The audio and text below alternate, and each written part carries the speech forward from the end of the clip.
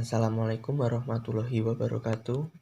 Kami dari kelompok 5 ingin mempresentasikan hasil kerja kelompok kami pada mata kuliah pembelajaran IPA SD yang beranggotakan 1. Alif Kurnia Adi dengan NPM 125, Dwi Putri Prabawati dengan NPM 053, Randa Mulyajati dengan NPM 028, Setini Matul Khairiyah dengan NPM 039, Fiardo Farera dengan NPM 151.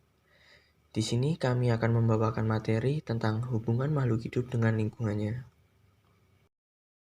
Lingkungan hidup adalah kesatuan ruang dengan semua benda dan kesatuan makhluk hidup termasuk di dalamnya. Manusia dan perilakunya yang melangsungkan peri kehidupan dan kesejahteraan manusia serta makhluk hidup lainnya. Unsur-unsur lingkungan hidup dapat dibedakan menjadi 3, yaitu 1. Unsur hayati atau biotik, 2. Unsur sosial budaya, 3. Unsur fisik atau abiotik.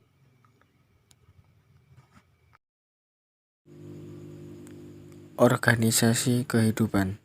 1. Individu. Individu adalah setiap anggota populasi. Dalam kehidupan sehari-hari akan ditemukan berbagai makhluk hidup. Yang kedua, populasi. Populasi adalah kumpulan makhluk hidup sejenis yang tinggal di suatu tempat. Yang ketiga, komunitas. Komunitas adalah kehidupan bersama antara makhluk hidup yang terdiri dari beberapa populasi yang hidup bersama di suatu tempat. Hubungan antar makhluk hidup. 1. Simbiosis mutualisme. Simbiosis mutualisme adalah simbiosis yang hubungan antara makhluk hidup dengan makhluk hidup lainnya saling menguntungkan. 2. Simbiosis parasitisme. Simbiosis parasitisme adalah hubungan antara makhluk hidup yang hanya menguntungkan salah satu pihak dan merugikan pihak lain. 3. Simbiosis komensalisme. Simbiosis komensalisme adalah hubungan antara makhluk hidup yang menguntungkan satu pihak, sedangkan pihak lainnya tidak diuntungkan dan tidak dirugikan. Hubungan makhluk hidup dengan lingkungannya. Dalam suatu ekosistem, terjadi hubungan timbal balik antara komponen biotik dan komponen abiotik. Komponen biotik terdiri dari produsen, konsumen, dan pengurai, sedangkan komponen abiotik terdiri dari cahaya, udara, air, tanah, suhu, dan mineral. Selanjutnya tentang ekosistem.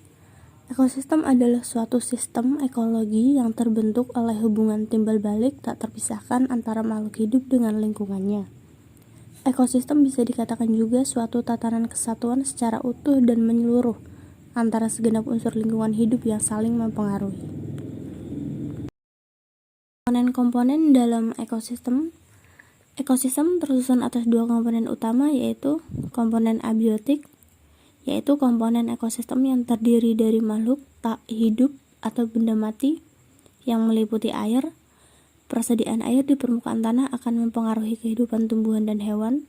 Hal-hal penting pada air yang mempengaruhi kehidupan makhluk hidup adalah suhu air, kadar mineral, salinitas, arus air, penguapan, dan kedalaman air. Selanjutnya ada tanah. Sifat-sifat fisik tanah yang berperan dalam ekosistem meliputi tekstur, kematangan, dan kemampuan menahan air. Selanjutnya ada suhu atau temperatur. Setiap makhluk hidup memerlukan suhu yang optimal untuk kegiatan metabolisme dan perkembangbiakannya. Kemudian ada udara yang merupakan lingkungan abiotik yang berupa gas yang berbentuk atmosfer yang melingkupi makhluk hidup. Oksigen, karbon dioksida, dan nitrogen merupakan gas yang paling penting bagi kehidupan makhluk hidup. Yang terakhir adalah cahaya matahari yang merupakan sumber energi utama bagi kehidupan di bumi ini, salah satunya sebagai faktor utama yang diperlukan dalam proses fotosintesis.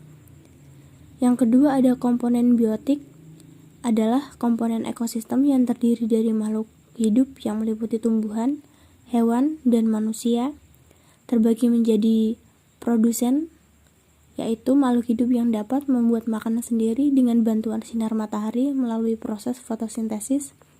Contohnya semua tumbuhan hijau. Yang kedua ada konsumen, yaitu makhluk hidup yang tidak dapat membuat makanan sendiri dan menggunakan makanan yang dihasilkan oleh produsen, baik secara langsung maupun tidak langsung, contohnya hewan dan manusia. Yang terakhir ada pengurai, yang disebut juga sebagai redusen, adalah jasad renik yang dapat menguraikan makhluk lain menjadi zat hara, contohnya bakteri dan jamur. Pola makan dalam ekosistem terbagi menjadi fotoautotrof yang merupakan organisme pemanfaat energi cahaya untuk mengubah bahan anorganik menjadi bahan organik. Ada chemautotrof yang merupakan organisme pemanfaat energi dari reaksi kimia untuk membuat bahan makanan sendiri dari bahan organik. Contohnya adalah bakteri besi. Dalam menjalankan proses ini mereka membutuhkan oksigen.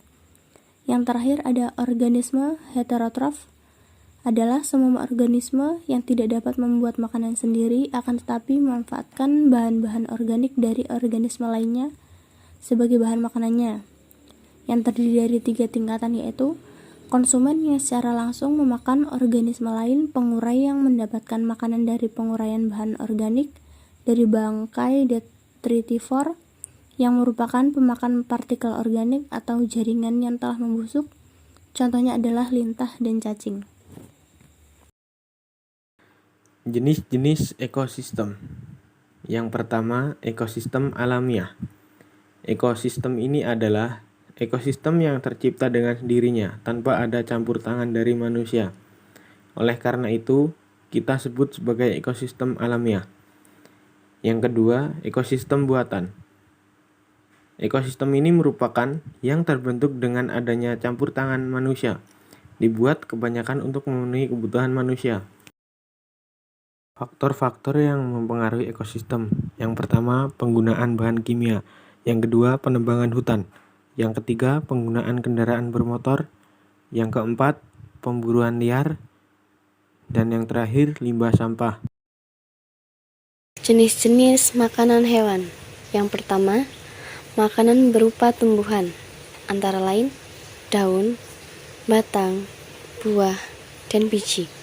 Yang kedua, makanan berupa hewan, antara lain herbivora, karnivora, dan omnivora. Daur hidup hewan ada 2, yaitu yang pertama daur hidup tanpa metamorfosis, dan yang kedua daur hidup dengan metamorfosis, antara lain metamorfosis sempurna dan metamorfosis tidak sempurna. Sekian dari kelompok kami. Kurang lebihnya kami mohon maaf. Kami akhiri. Wassalamualaikum warahmatullahi wabarakatuh.